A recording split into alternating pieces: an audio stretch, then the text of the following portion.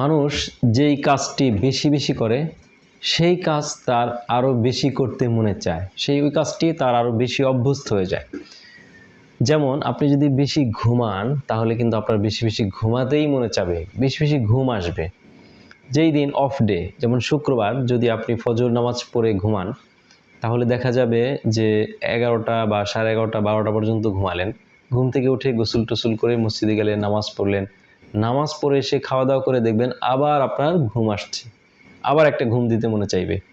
তো আসর পর্যন্ত যদি ঘুমান, মাগরিব নামাজের পর পড়াশোনা করার জন্য আপনি যখন বসবেন তখন দেখবেন আবার ঘুম চলে আসছে।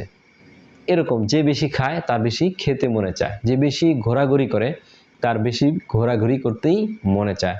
অনেক মানুষ আছে বেশি কথা বলতে পছন্দ করে, তারা দেখবেন যে সব সময় কাউকে দেখলেই শুধু কথা বলতে থাকে। এটা হচ্ছে মানুষের একটা চরিত্র, মানুষের একটা স্বভাবজাত অভ্যাস।